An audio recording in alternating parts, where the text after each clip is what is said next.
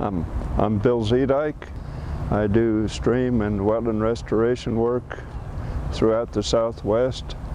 I live in northern New Mexico, and I've been primarily focused on just New Mexico with the wetland restoration work, but I have been happy to work on projects here in Colorado and elsewhere in the Southwest and Mexico.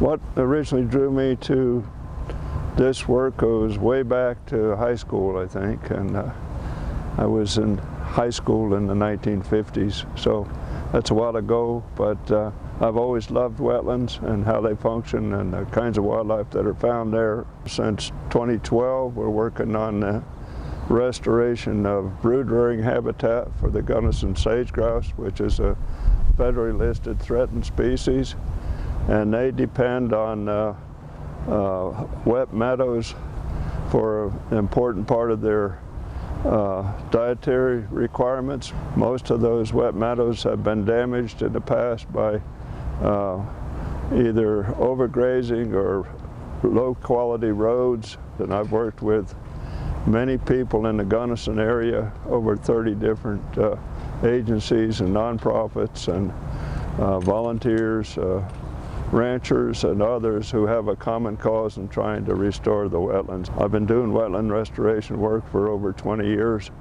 and that's been the most rewarding because many things have just come together in that setting, and many cooperators and lots of pride in it, and that's been very fulfilling for me. All right, everyone. Welcome to the Forest and Rangeland Stewardship Department Seminar. I'm Ben Gannon, PhD student in the department with UWA. I'm here to introduce ecologist and author Bill Zeedyk of Zeedyk Ecological Consulting. Bill is an expert in wetland and stream restoration in the Southwest and specializes in fixing the problems caused by poor quality rural roads. Bill's going to present today on some methods for restoring incised meadows using some case studies in Colorado, New Mexico, and Arizona with long-term monitoring. Thank you, Ben. Please join us in welcoming Bill.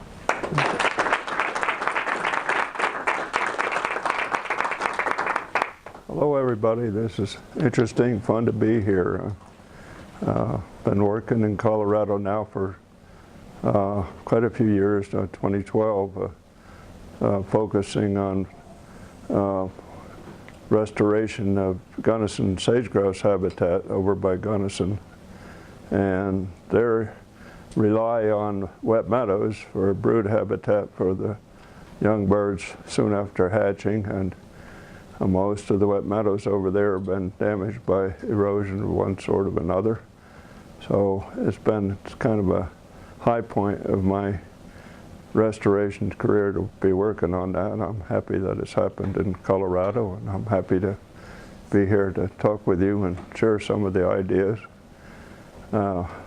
My background, just to make it brief, I grew up back east, graduated with a BS in forestry wildlife management from the University of New Hampshire in 1956, which is a while back, best I can remember.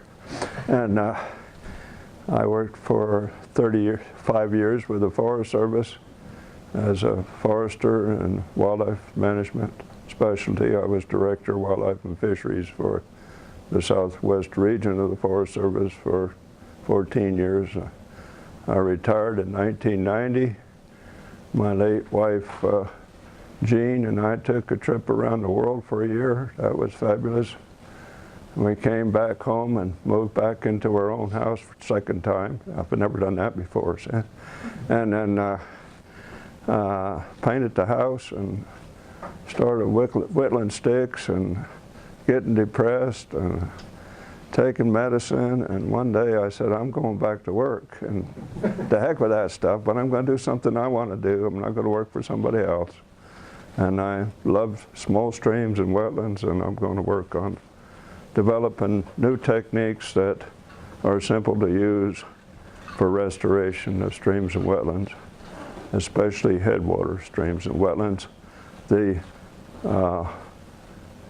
ephemeral and intermittent kind that nobody else wants to fuss with. And that's been fun, and I've been happy to train a lot of other folks that now make their living doing the same thing, including a couple people here in Colorado. And it's fun to spread the word because we got tens of thousands of acres that need restoration, and I can't do it myself, and I don't mind training my competition because I'm probably going to retire again before they do. So I'll try to share some of what I think I know with you.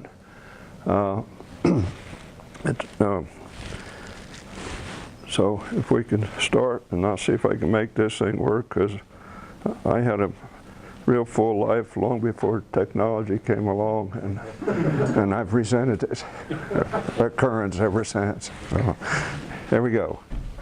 So if we think like water, we have to think about water running downhill and running at various speeds and doing things, and those things that it does is transport sediments of various sizes. It erodes it from here, it transports it to there, and deposits it there.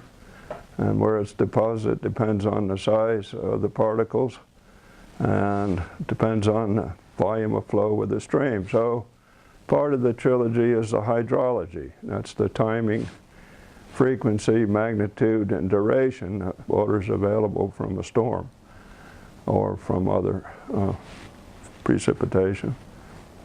So we can't do anything about the timing except maybe pray for rain. We can't do anything about the frequency. We're in the longest drought now probably in a century. We can't change that. We can't do anything about the magnitude of a storm. We can do something about the duration of time the water is available.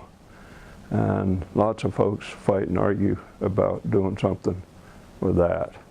But we can also use that water for restoration, and I want to talk about techniques. So the other part of the trilogy is the ecology of the landform, where it has just rained and the water has run downhill, and it's either caught in a incised stream channel or hopefully a properly functioning stream channel, or it's spreading a sheet flow. But however it's flowing, it tends to favor some species of vegetation over others. And those various kinds of vegetation have stems or root systems that influence how that water spreads or how fast it seeps into the soil, or how soon that water is used. And it also influences the size of particles that are deposited, what kind of soil that becomes. So if you're going to do stream or wetland restoration work, you have to think about the trilogy, and you can't ignore any part. And too often we specialize, and we're hydrologists and we tolerate other specialties. Or we're a geomorphologist and we float a little bit above everybody else, and we are the only ones that understand where sediments are deposited or why. Or we're ecologists and we run around looking for a plant we've never seen before, but we're anxious to see it. And we don't relate the three together. So what I'm going to try to talk to is, if we're going to do effective restoration, we need to think about the storm, how the water is dispersed, how plants use that water, how they affect where sediment erosion or deposition occurs. And the three are always linked. You can't do restoration without thinking that way, in my opinion. So, read the landscape. Aldo Leopold was keen on reading the landscape. He taught courses about reading the landscape. And then think like water. And we want usually some magic wand we can wave to do restoration work. There is no magic wand. Every acre you need a tailor-made plan to do restoration on that acre. And so if we read the landscape, we're looking up a valley, we're looking east, we're looking at the north side, so that's a south-facing slope. So the vegetation on the south-facing slope is shorter, short grasses, and the water runs off that at a faster speed than the water running off the north-facing slope, and it all gets to the bottom and it runs down the valley bottom, and that's a wet meadow. And this gully right here, head cut, is this. Okay, so that wet meadow, not very wide, 15, 20 feet wide, has been there for a long time because look at the depth of the soil, and that's all organic material. So that wet meadow has evolved since the last glacier, at least 10,000 years or whatever. Those are fine grained soils, so they're extremely erodible, and as the head cut chugs its way up the valley, it does so about a foot a year. We've got studies that show the rate of progression. If you look right here, we got dead roots. They used to be the green roots that held the soil in place. The water pours over, undercuts it, dries it out, the plants die, the soil dries out, and it sits there and waits for the next flow event. Then that dry material washes away, the head cut advances 6 inches to a foot. What were green plant roots last year, now dry roots. The soil is plate-sized particles. They blow away or they wash away. So this is all linked. It's the same thing, hydrology, geomorphology, and ecology linked. So we'll talk more about that. So I'm going to talk to what I call induced meandering. I took a couple of courses with Dave Rosgen, who I understand has spoken to some of you just yesterday. I took his courses back in the 90s. They've evolved a lot since then. I was out with Dave one day and say, you know, maybe we could just put a structure in the creek and cause it to erode the bank, and then we'd get the point bars, and the point bars would grow into floodplain, and we could let the water do the work of recreating a stable floodplain and channel. And Dave looked at me like I was some kind of nut, and said, I don't think we could do that. And I decided, by golly, I'm going to do that. So that was the origin of induced meandering. And so if this gully, this is on Hubble Trading Post National Historic Site. In the early 1980s, in order to protect a historic site, somebody had the idea if we dug a ditch down through there, we could keep the floodwaters from going over that way. And so they dug a ditch, and then they put a dam across the ditch. And that's a 50,000 acre watershed, subject to monsoon rain events. And the next monsoon rain event took out the dam that was supposed to stabilize this engineered gully and a down cut. And so it had almost zero sinuosity. It was 1.07 sinuosity, which is almost a straight line. And when we started working on it in 1997, we worked on 2,600 feet, which is almost exactly a half a mile, just a few feet short of a half a mile.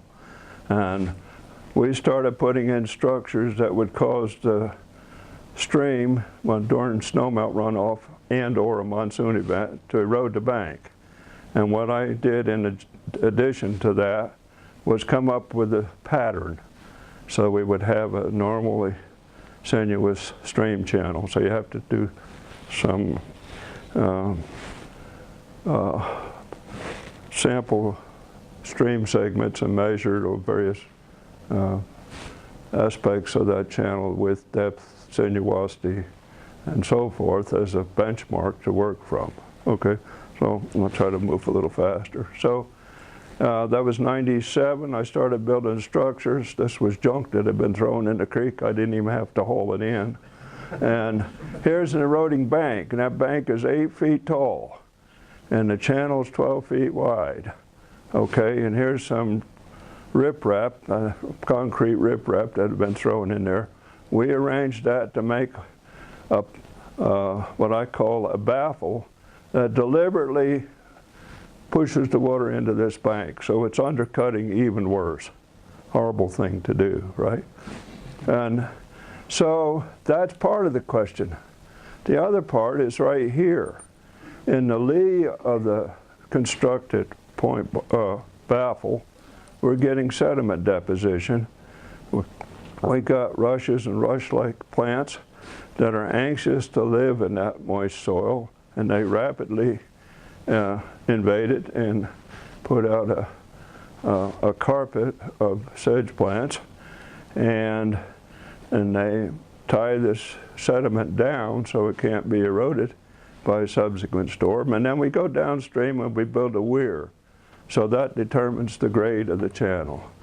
And then we go a certain distance down, we put another baffle to point the water into the opposite bank. And this was all covered with exotic shrub vegetation at the time. Russian olive, we had to remove that to make it. But we had upland shrubs growing up here, spring of '98, okay? By 2004, this is the same scene, okay, same photo point. I thought, wow, water did the work. The channel's healing. It was a huge success, okay? That was 7 years later, okay? You could key on this group of trees here and this little mountain. That's where the Hubble family is buried, and for landmarks. And so by 2010, it looked like that, okay? With the proper sinuosity, a lot wider, higher stream bed. The stream bed came up 4 feet by this time. We had lower stream banks right here. We had lots of wetland plants. We had hydric soil evolving. We had a meandering channel. We had perennial pool, and we had a new floodplain. Okay, 13 years later. Okay, the river's got lots of time. We're the ones short on time. And if we once reversed degradation to restoration, the river will do the work. You just have to be patient. Maybe it'll rain this year, maybe it won't. Okay, the river doesn't care. But as long as the trend is appropriate, then it will restore itself. So we have to do the right things to initiate restoration, and maybe nudge it along sometime to restore structures or whatever it might be. But if we're patient, the river will heal itself. And that's supported by Dave Roskin and Leopold and lots of others who have worked with streams much more intensely than I have, but for a lot longer time. Okay, so some of the geomorphic features of a river meander, you need to understand to do induced meandering. And basically, the river tends to have a stable sinuosity, and the most stable part of a river channel at any given point is the bankful width. That's the most predictable and least variable aspect of a channel. And then the meander length depends on the width and the slope of the channel. And the steeper the slope of the channel, you all know this, you canoeists or kayakers, the steeper the channel, the shorter relatively, the less sinuosity there is, okay? And on the other hand, take the Mississippi River just before it hits the delta in New Orleans, it meanders a lot until it was straightened artificially, okay? So if you're in the river bottom, the stream gradient is shallow, so the sinuosity tends to be pronounced, okay? So these are some of the, this is bankful width. Pools are always under the bank. Point bar always forms opposite the pool or the inside of the band. Then we have the riffle, then we have the run where the water speeds up, then it goes around this evolving point bar and erodes the bank just past the middle of the band. It goes up the glide. This is where the stream bed tends to rise as you walk down channel, so you walk uphill to go downstream, kind of remarkable. And then you hit the next meander apex and so forth. So if you could artificially establish this in an eroded channel, you can get the stream so it heals itself, okay? Excuse me. So here's an example.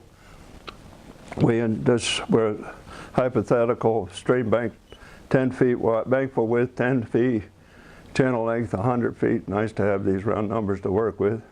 Sinuosity would be 1, okay? No meander. So if we figure out based on the length of a meander length, then we can figure out the distance to put a baffle to push the water to the left, and then a baffle to push it to the right. And here's a structure I call a weir installed to generate the formation of the ripple, okay? So then we go the other direction. So here's a meandering channel after it's been treated, has a bankful width of 13 feet. It's no longer as incised, it's no longer incising farther. And we have point bar deposition in this hypothetical case, and the channel's now 130 feet long instead of 100 feet long. So the sinuosity is 1.3, the channel length divided by the straight line distance, okay? So you can measure response, okay? And then there's also features about the channel. Here's the bed of the channel. The channel bankful width. This is at a 2-year storm event when it starts to spread onto a floodplain. That's the bankful indicator mark right there. And then if you take the total width that can be flooded, you divide the flood prone width by the bankful width, and you get this kind of number that, in this case, my hypothetical example is 2.3. So that would fit the Rosgan scale for a C, Rosgan C channel, okay? So I'm giving you some of this background so you can see what's happened in the evolution of this channel. So here's the key thing that we try to make happen with induced meandering and the placement of the baffles that direct the flow into the opposite bank and the weirs that stabilize the grades, keep it from downcutting. So here's a Rosgan G channel. And to me, the feature about a Rosgan G, it's still going down. It's not widening, okay? And water, how much does water weigh per square cubic foot? Come on, come on. 62 pounds, 62.4 pounds. Okay, so if it's that, if it's let's say 2 feet deep, that's 24 pounds per square foot. Moving at 10 feet a second, that's 640 pounds of force per square foot. So that's why the channel keeps going down. That's why we would like to put that force to work to erode the bank, so the energy goes laterally into the bank instead of vertically deeper, okay? And if we can make the water go into the bank, then the channel gets wider, so immediately the water's not as deep. The same volume of water is only half as deep if it's an F channel instead of a G channel, but it doesn't have any sinuosity yet. So as it still gets wider, it starts to get deposition on the insides of the bend, and either willows or sedges move in and stabilize that deposit material, and it keeps getting wider and eroding out a pool, and the opposite bank keeps to receding until finally it's wide enough to be a Rosgan C channel. And instead of going deeper, we have a new floodplain elevation and a new meander pattern for the channel. Okay, so we can make that happen by just putting the baffles at the right spacing. We really don't even need the weirs for grade control. the river deposits the heaviest material first in the riffle and stabilizes its own bed. Okay, so in essence, that's the background for induced meandering. So here's my first project again. We're downstream about 500 feet from those first photos I showed you, and we're looking upstream instead of downstream. Okay, and here's the very first baffle I ever built in a channel restoration project. I did them individually, but never over a whole reach of channel to regenerate the meander bends. And look at where that person's walking right there. That's Nancy Stone, and she was park manager and gave me the blessing to do this, a little bit contrary to normal agency protocols, but Park Service let her get away with it. And so here's this baffle being built. We did a little digging here. We built another baffle right back here. This is the weir.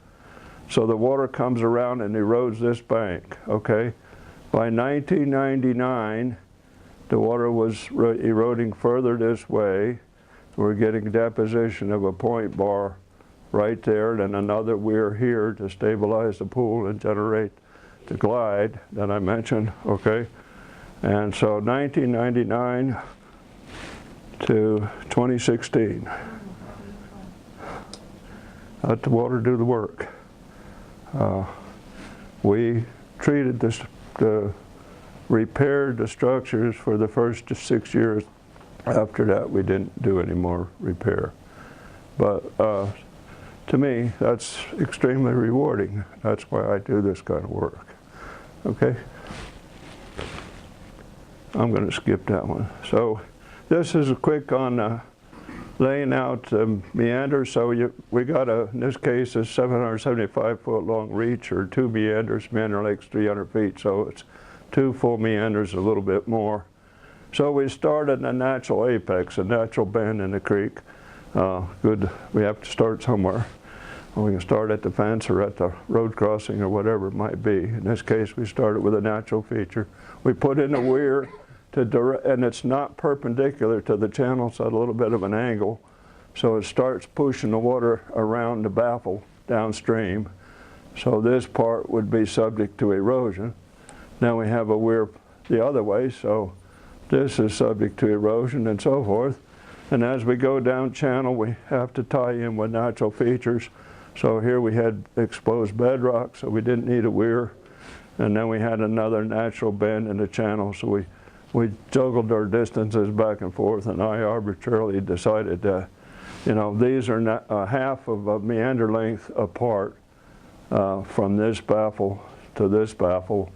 But I figured if I lend myself 20 to 30 feet of spacing to work with natural features, and that worked out okay. But the more you challenge a natural feature, the more apt your constructed feature is going to be to fail. So river will put up with you if you're not too officious, okay? Just kind of go with it, and it'll put up with what you design and install. But if you try to force it around too much, it'll teach you a lesson. So, okay.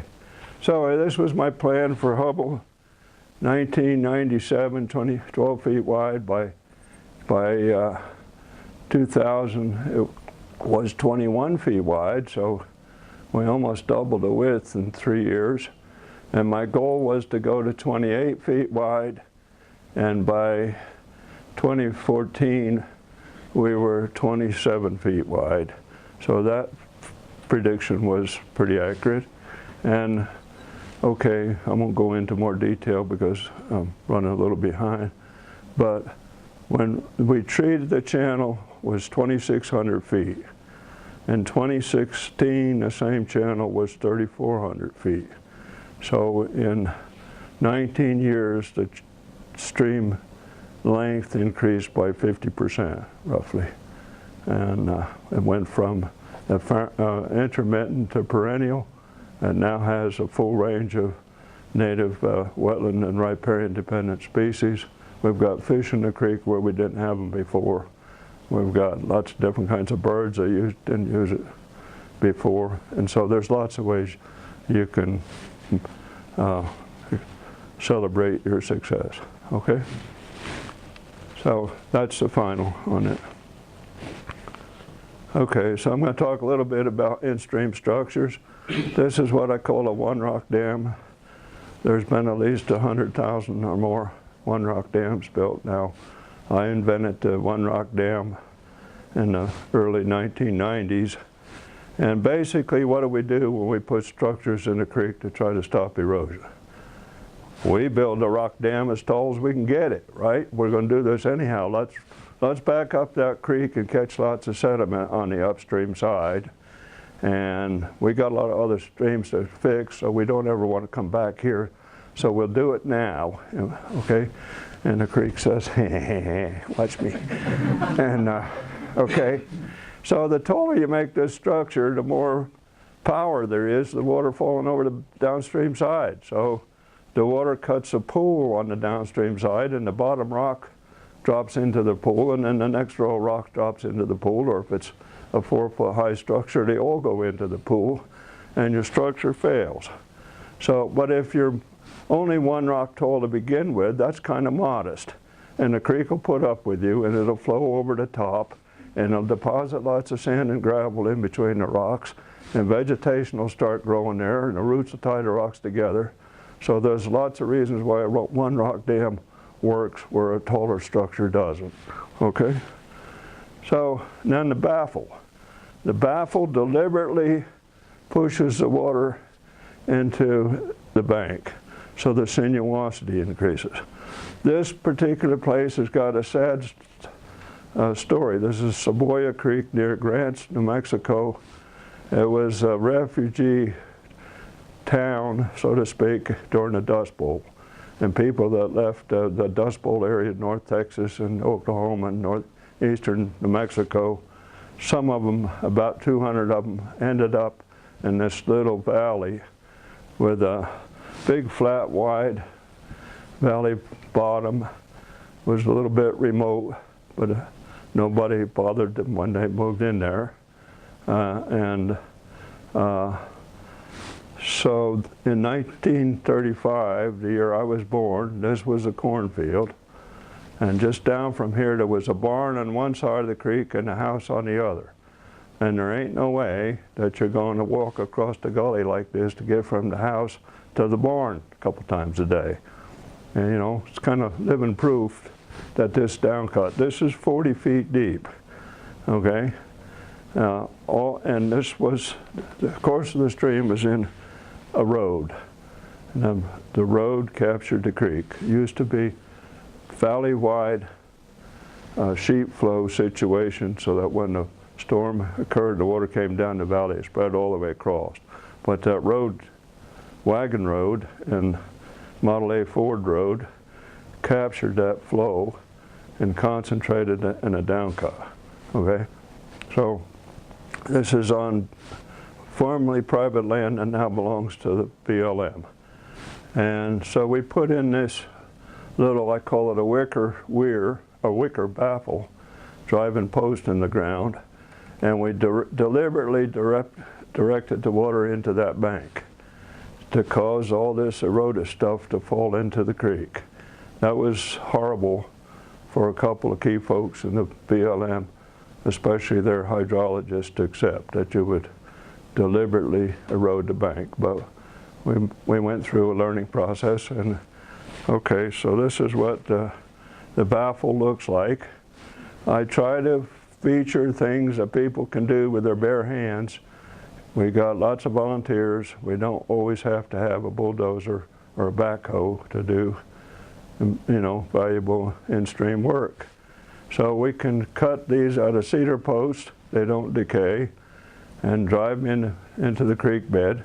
And you notice it's got certain dimensions, and each row is a little lower, so it emulates the way materials deposited on the bend in the inside of a curve of a river. And These are dimensions are for figuring out how many stakes you need and how much willow you need to weave between the stakes or cedar branches.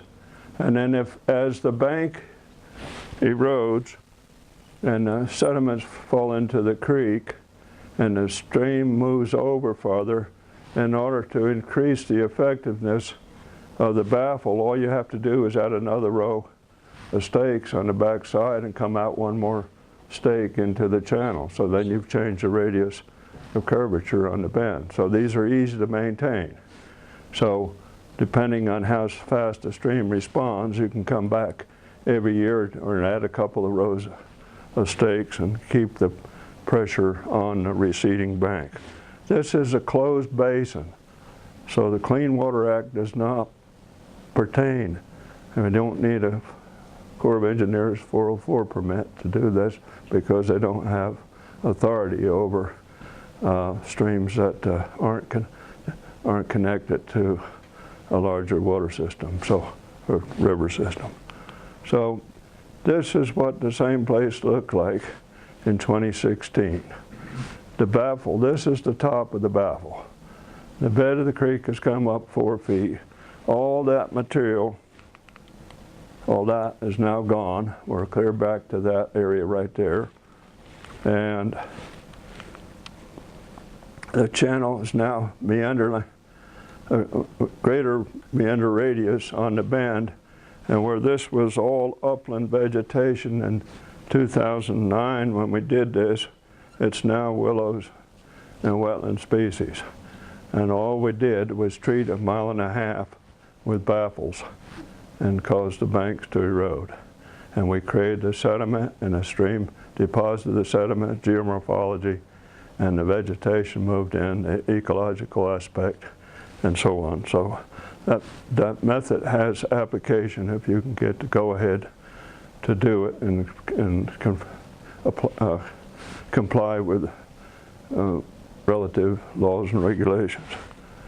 So we're talking about the new wetland we have, and this piece has not quite come down yet, but it's on its way. So, okay. So they came down about 200 cubic yards at a time, and it helped to raise the bed of the channel pretty fast. Okay. So I mentioned the One Rock Dam. This is our most frequently used structure, and this is over in the Gunnison Basin. And the key thing about the One Rock Dam, rocks are all pretty much the same height.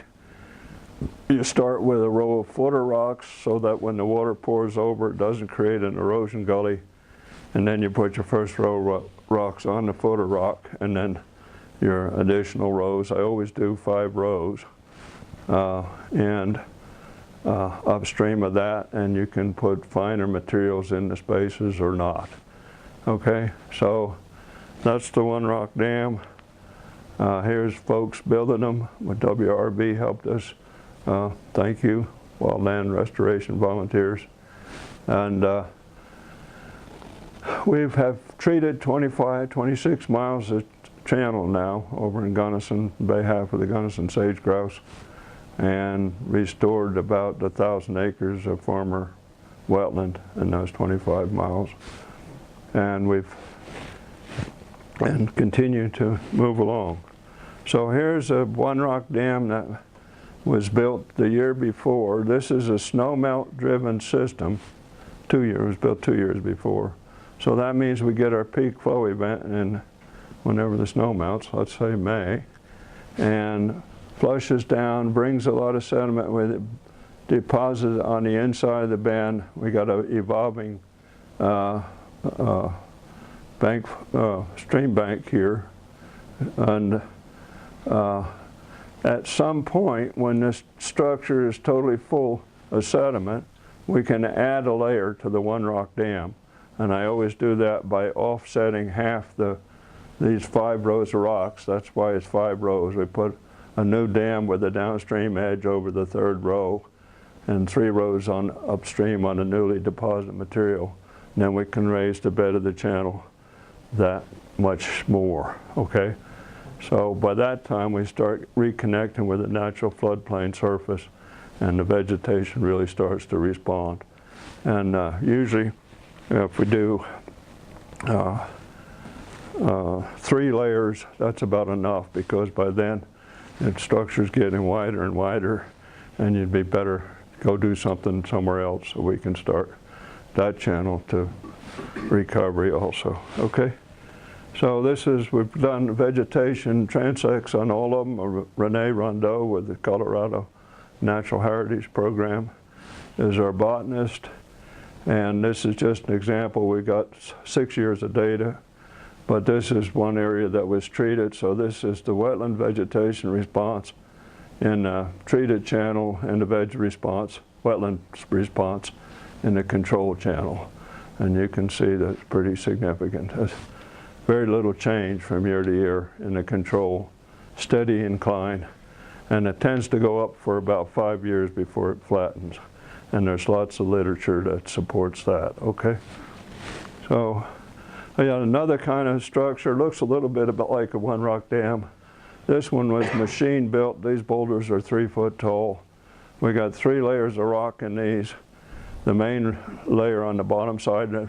If we weren't on bedrock, there'd be another layer of big rocks buried in the soil at the bottom, and these would be perched on top.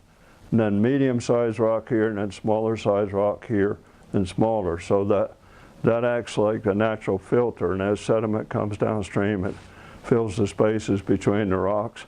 That goes from being the driest place around to being the wettest place around, and the wetland vegetation responds to that. And this is a stand of willows now, about 15 foot tall. This was built in 2001, I think. I don't have a follow-up picture. Here's a hand-built filter dam, smaller rocks. We got onto one area we were working, we only had flat rocks. We didn't have any bigger rocks. So we got the idea of standing rocks on end. We call that book stacking. And the bottom row is book stacked, and then the rest of the rocks on top, on up channel. That works pretty well too. We ended up with a perennial pool there, and native vegetation coming back. Here's a simpler structure. I call it rock rundown. And this is for a head cut that's only maybe a foot to a foot and a half deep. And we don't need as much to bring it up to ground level, but the head cut was right there, okay? So we stacked the rocks for about 10 feet. These are book stacked. And so when the moisture comes down, the stream flows after a thunderstorm, it fills the spaces between the rock. This was November, March. By June it looked like that because of vegetation. As seeds and stuff and plant propagules get caught in the cracks in the rock, and they start to grow because the baffle becomes, the rundown becomes the wettest place around instead of the driest. Okay, so lots of vegetation responds to that. So I'm trying always to tie the hydrology, geomorphology, and ecology together, and because they support each other if we learn to think that way. Okay, so here's a more difficult structure. This is a rock structure. There was a big head cut right there, streams flowing this way towards us, and what you do is you armor you lay the bank back so it's not a vertical head cut. Then you lay it back, then you put rocks around the bottom, and you lean them into the bank, so only half the weight is on the rock below it and half is into the bank. And then you put a little dam across the downstream side of it, so we end up with a pool. So even if this is an ephemeral channel and the water only flows for 30 days, when it's flowing, it acts like a river, okay? So it doesn't matter if it's a part-time river or a full-time river, the treatments are still the same, okay? So we got a part-time river here. We catch water in this pool. That dissipates the force of the falling water, so it doesn't have as much power to erode the bed, okay? So we got water hitting water that dissipates the energy. We also have water seeping back into the rocks in the bank, So that soil becomes wetter than it would have been if it was still a head cut. So native plants can start growing there because they're now saturated through the growing season. And that further stabilizes the bank. So each feature is supporting the others. And then we go downstream and we build another one rock dam about 6 times the height of the drop downstream from the drop. And that becomes pooled, so this all becomes vegetated too. And again, okay? So here we're building one by machine. You can see we used to have a big wide meadow. This is in the same valley, the Savoia Channel upstream from where that hellacious gully was.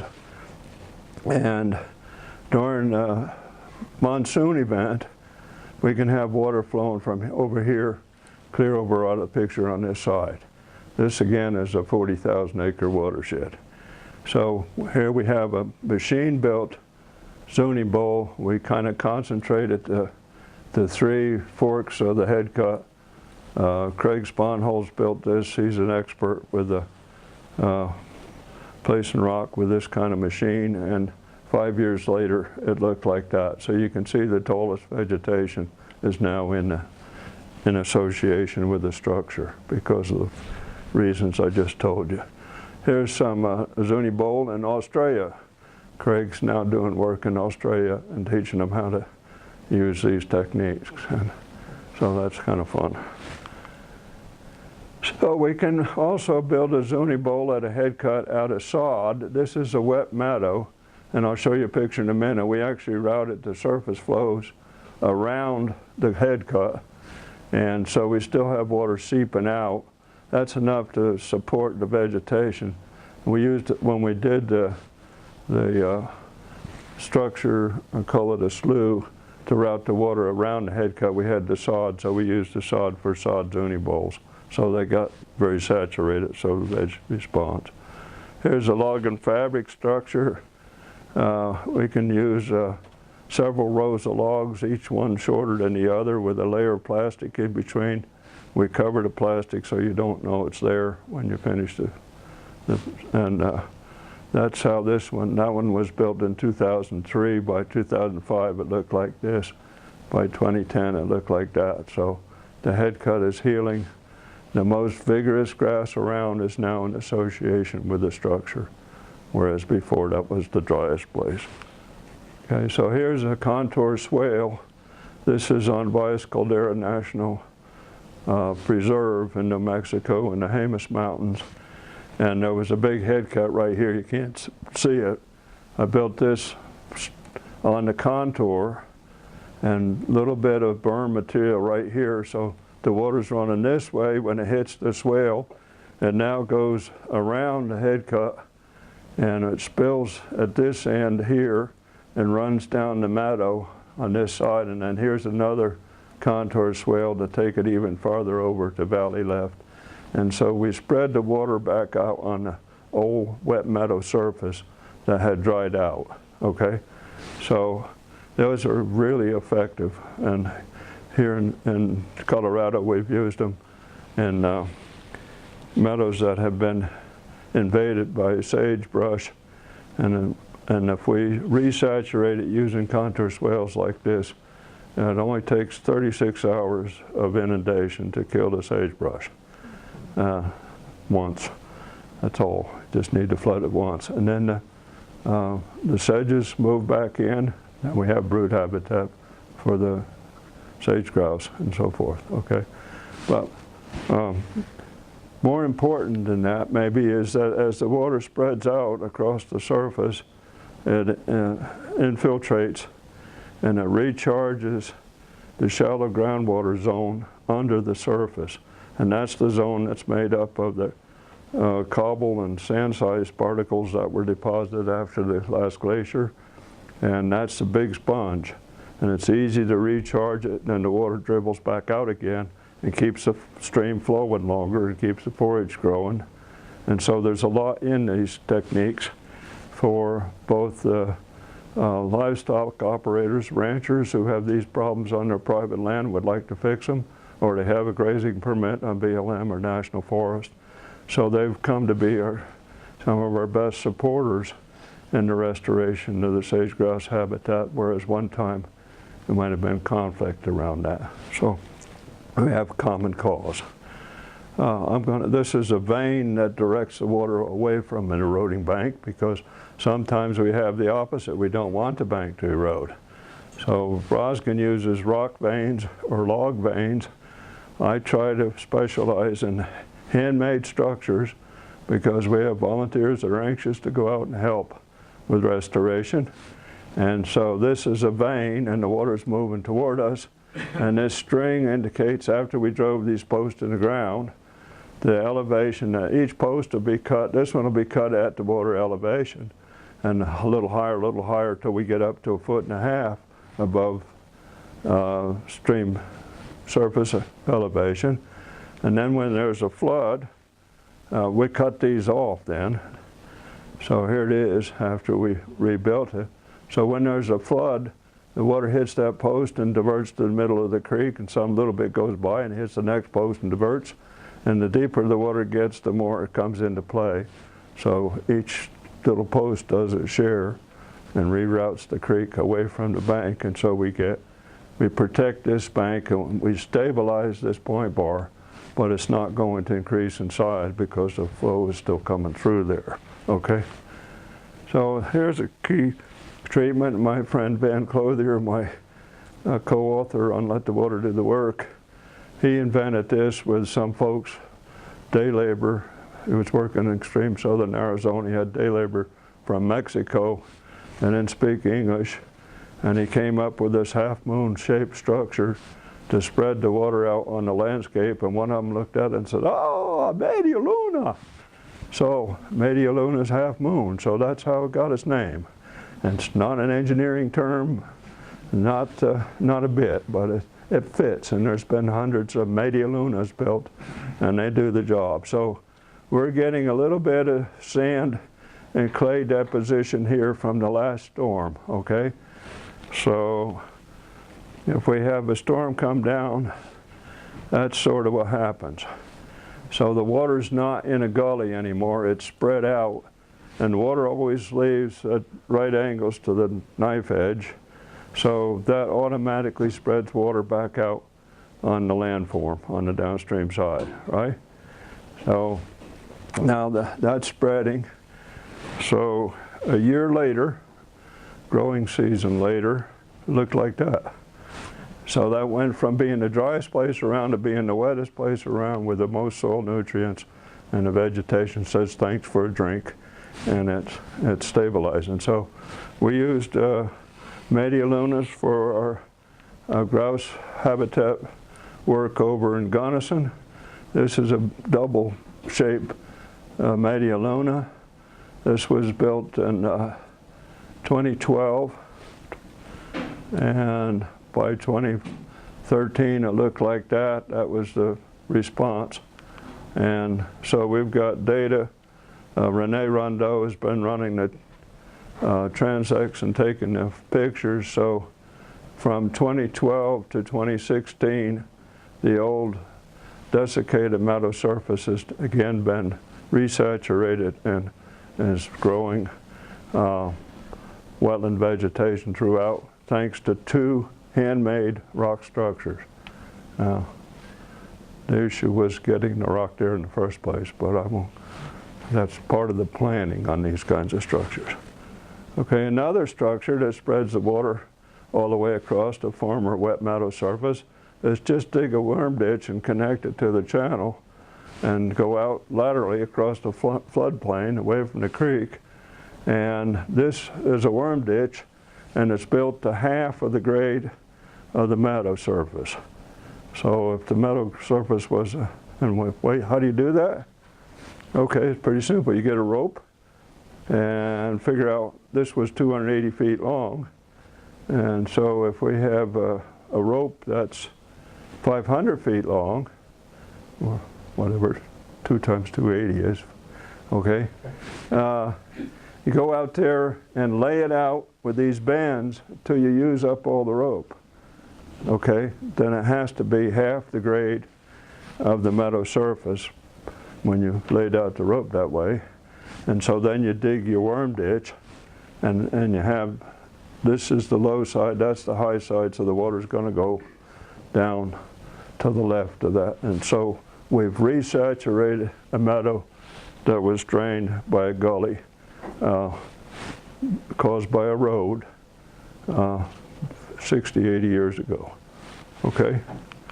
That was volunteers. Here's a plug and pond treatment. This is an adaptation of a method that Dave Roskin invented for larger streams. They first used it in California. We've been using it in the former wet meadows on the Valles Caldera. This was the gully, and we put in a plug here, and that surface is stabilized with sedges because they need the water, and they don't die when they get flooded, they get enhanced. And so then we lead the water with a lead out channel back onto the old previously wetted meadow surface. So that's worked pretty well. That's a hand dug plug and pond, again with the same purpose. Here's one structure that I invented, the plug and spread. This is for ephemeral and intermittent stream channels. And the purpose is to plug the gully with an earthen dam and spread the water back out on the former meadow surface, in this case on both sides of the gully. This took about 6 hours to build with a dozer and a skid steer, okay? And we've restored about 5 acres of former wet meadow downstream from this structure. And the key thing about this structure, our goal is not to impound water, is to reroute water. So this is the brim that's only a foot deeper than the brim, so we minimize the amount of stored water so we don't get sidewise with water rights issues down valley. Okay, I'm almost done. So this is, again, back on the Valles Caldera National Preserve. This was the Thompson Ridge Forest Fire in 2013, burned about 25,000 acres. Elevation here is about 8,000 feet. The top of the watershed was 10.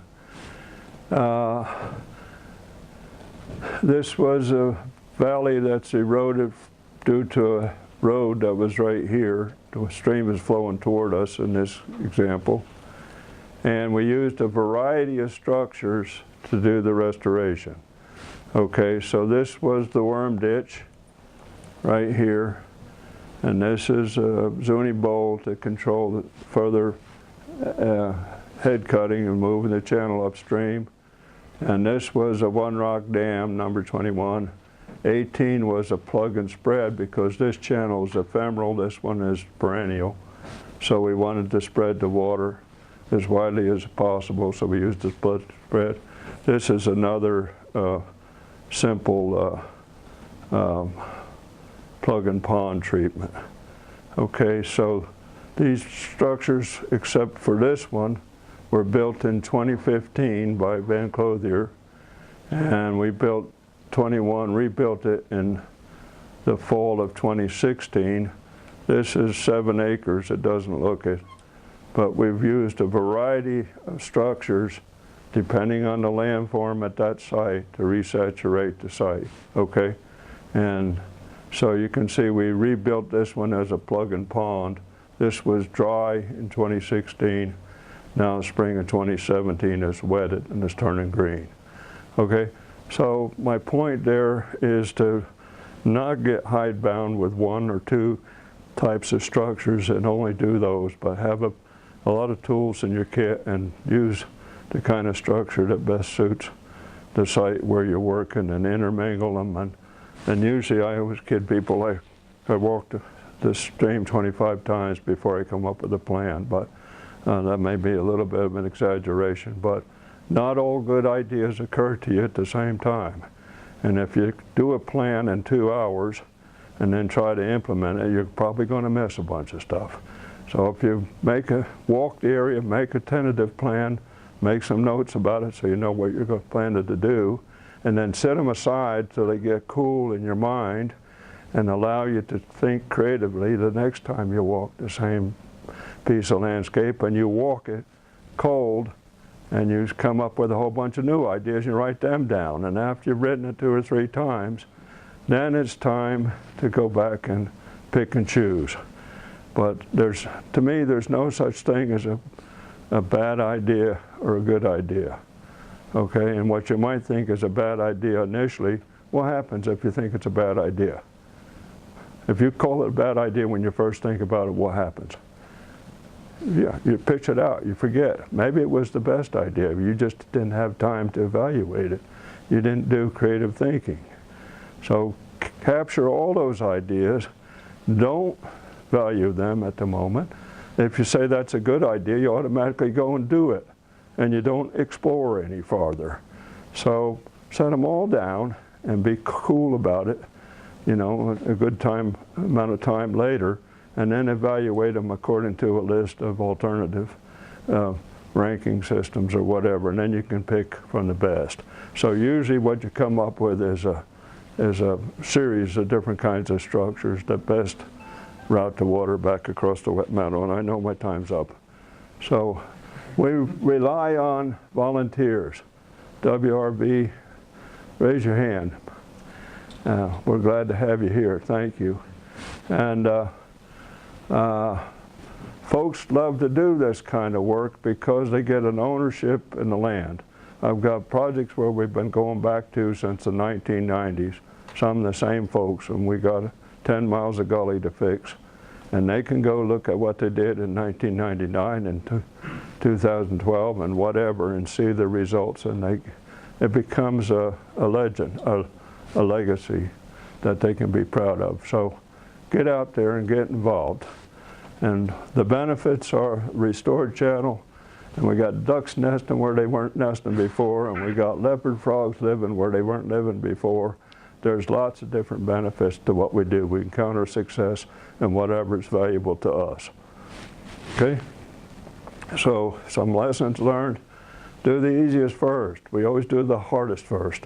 We've got a lot better chance of being successful if we do the easiest first. Then we don't lose courage, and we keep coming back, and we keep doing harder and harder stuff. If we do the hardest first and this fails, you say, what the hell, we can't do any good anyway, and we quit. So do the easiest first, okay?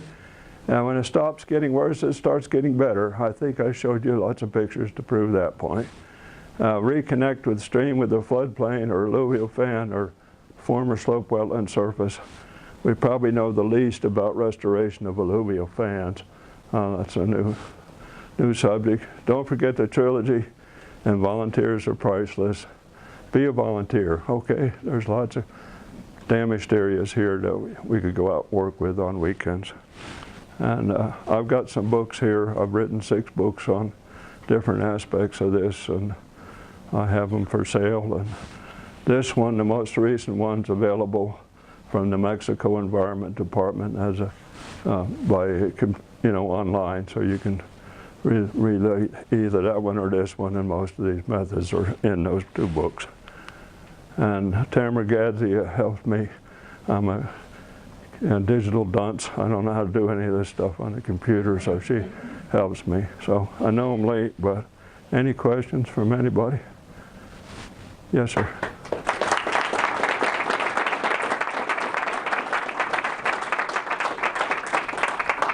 Do you ever use sandbags and sand bed systems where you don't have big rocks? Yes. In fact, we did a big project with the Albuquerque Wildlife Federation that was established in 1914 by Aldo Leopold himself, and we're 104 years old now and still at it. And we used sandbags because it was easy to carry a couple hundred sandbags and fill them with soil from on site, and as opposed to carrying rocks. The key thing about sandbags is that they're made out of material that decomposes in the sunlight. So you got to wrap them with something that's, it's not, that doesn't transmit the light. And we've had real good success using sandbags. What do you find their lifespan to be?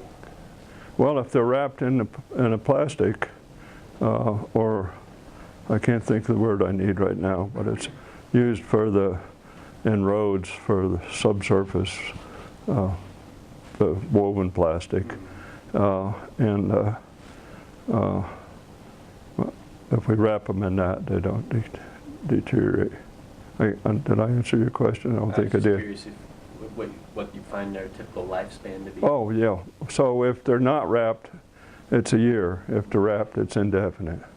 Okay, so. So we have time for another quick question, and then I'd like to remind everyone we've got snacks and refreshments. People would like to stay and mingle with Bill. And I do have some books here, and I'll sell them to you. I'm trying to get rid of them, so if anybody wants one. Okay. Yes, ma'am.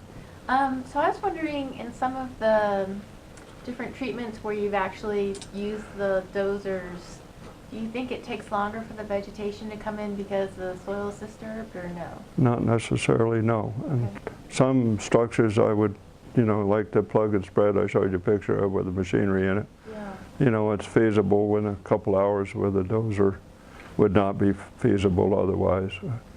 So some structures are definitely suited for heavy equipment, and there's a lot of structures we can build by hand. So we got, lots of sources to get the work done. So, yeah. Okay. All right, well, let's thank Bill. Thank you.